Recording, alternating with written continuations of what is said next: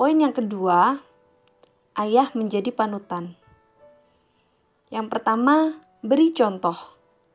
Jika ayah ingin memberi contoh, terapkan moto lakukan seperti yang ayah bilang dan lakukan seperti yang ayah lakukan. Supaya anak ayah tahu bahwa ayah tidak cuma bicara ketika mengajarkan mana yang benar dan mana yang salah. Jika ayah ingin anak bersikap sesuai harapan, pertama-tama dia harus melihat. Dia di sini anak ayah ya. Anak ayah harus melihat sikap yang positif dari ayah.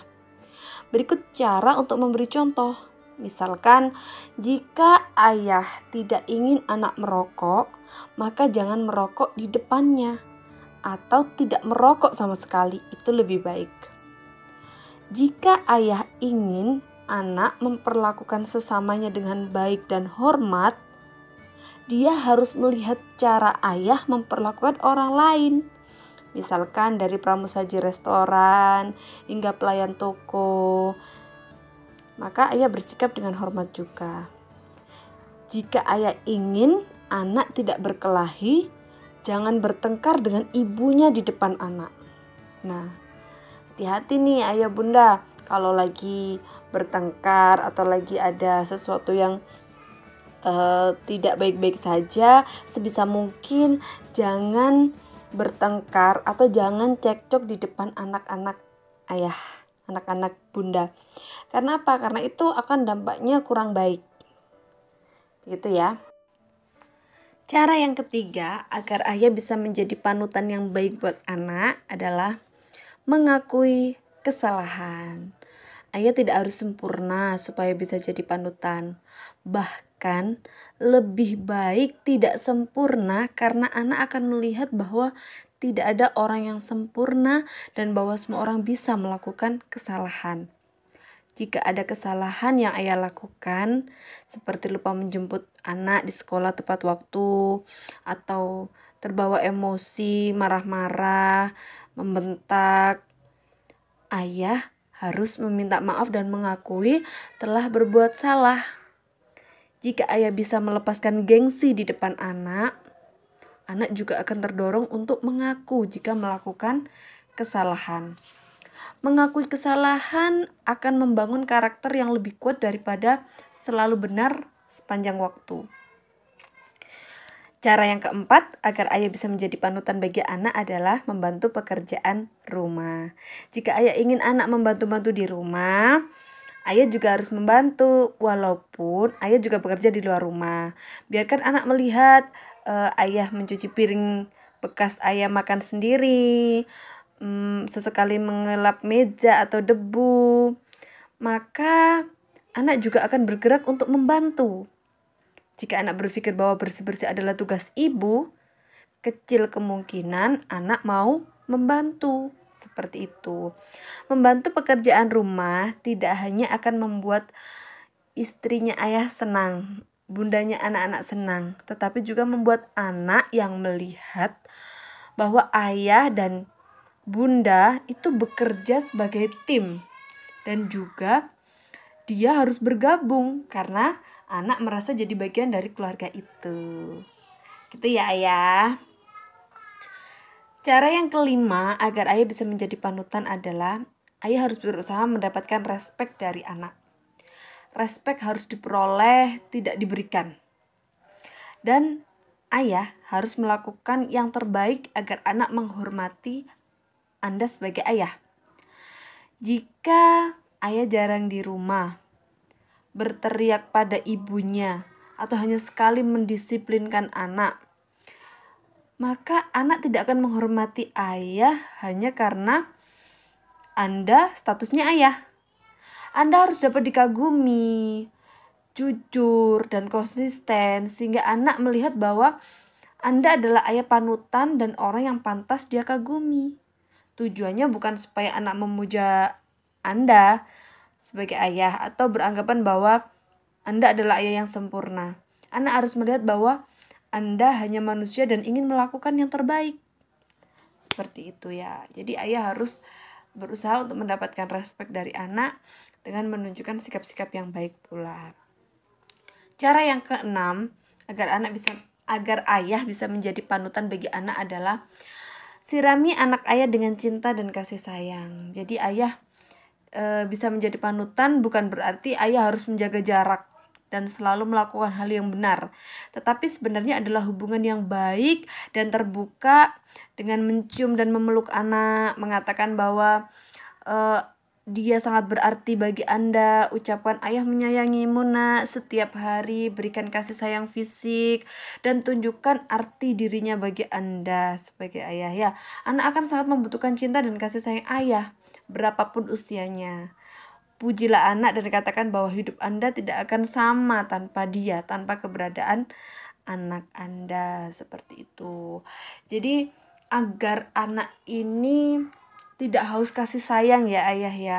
Kalau seorang anak sudah haus kasih sayang, maka dikhawatirkan ketika dia berada di luar rumah, dia akan mencari kenyamanan, mencari kasih sayang dari yang lainnya. Lah, anak-anak yang seperti ini adalah anak-anak yang mudah untuk akhirnya jatuh pada pergaulan bebas. Akhirnya mereka gampang sekali untuk melakukan hal-hal seperti pacaran, berhubungan dengan lawan jenis, karena merasa mungkin dia mendapatkan kasih sayang yang dia nggak dapatkan dari rumah, dia yang nggak dapatkan dari ayah, begitu. Poin yang pertama tadi, agar ayah bisa menjadi ayah yang baik adalah ayah berusaha selalu ada. Yang kedua, ayah harus menjadi panutan.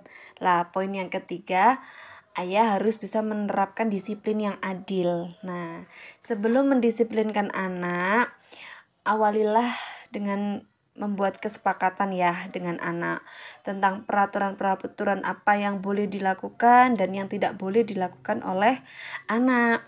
Kalau sudah terjadi kesepakatan, berikanlah hukuman sebagai konsekuensi apabila dia melanggar, dan berikanlah hadiah sebagai penghargaan apabila dilaksanakan dengan baik. Nah, setelah itu terapkanlah dengan konsisten. Ayah dan bunda harus membicarakannya dan harus sama-sama memiliki komitmen untuk konsisten dalam menerapkan suatu peraturan di dalam rumah, sehingga anak-anak itu bisa mendapatkan karakter yang baik.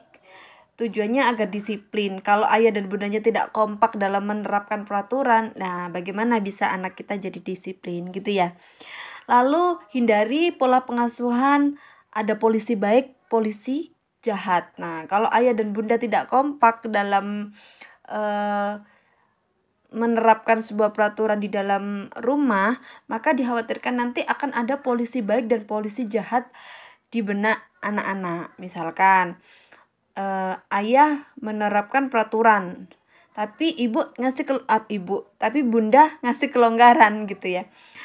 Nah, ini akan menjadikan pola asuh di mana ayah jadi polisi jahat, ibu jadi polisi baik. Nah, ini tidak baik bagi anak karena mereka akan susah untuk disiplin dan mereka akan cenderung untuk lebih memilih salah satu di antara ayah atau ibu atau bunda. Jadi bunda itu harus konsisten juga agar anak juga bisa disiplin. Jangan sampai ayahnya konsisten, bundanya nggak konsisten, atau bundanya konsisten, ayahnya nggak konsisten. Lah, ini juga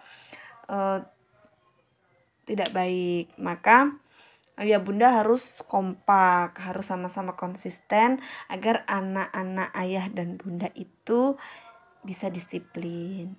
Lalu hindari teriakan ya ayah, sebisa mungkin. Kalaupun misalkan ayah lagi emosi, ayah lagi benar-benar gemas sekali, sebisa mungkin jangan berteriak di depan anak, karena ini tidak baik untuk mental anak. Anak bisa menjadi ketakutan, akhirnya apa yang harusnya dia bisa sampaikan, dia tidak akan menyampaikannya karena dia sudah ibaratnya sudah takut duluan, dia sudah terluka duluan, seperti itu. Jadi kalaupun ayah kepengen teriaknya jangan di depan anak. Bisa lepaskan teriakan itu di dalam kamar, dibenamkan di bantal atau apa. Pokoknya jangan berteriak di depan anak. ini bukan berarti tidak boleh pakai sebuah ketegasan ya. Bisa tegas dengan nada suara yang agak tinggi tapi tidak berteriak.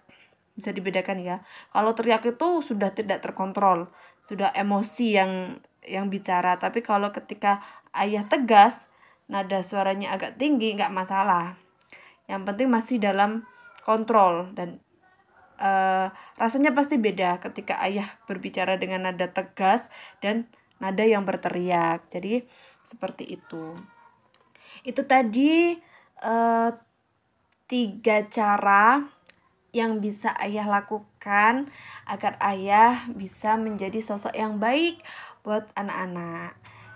Sebenarnya banyak sekali yang bisa ayah lakukan, cuman pada kesempatan kali ini kita bahas 3 poin itu dulu. Semoga bermanfaat. Apabila ada yang baik dari apa yang saya sharingkan hari ini, semuanya datang dari Allah Subhanahu wa taala.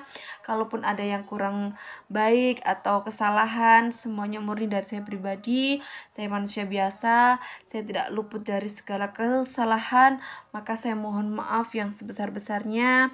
Semoga apa yang kita sharingkan hari ini bermanfaat buat saya pribadi, buat ayah dan bunda pada umumnya. Kalaupun ada yang bisa diambil manfaatnya, semoga bermanfaat. Dan kalau memang ayah bunda merasa video ini bermanfaat buat ayah bunda, maka silakan di-share ke teman, ke saudara, agar banyak ayah yang juga mendapatkan manfaat dari video ini juga. Demikian dari saya mohon maaf yang sebesar-besarnya. Assalamualaikum warahmatullahi wabarakatuh.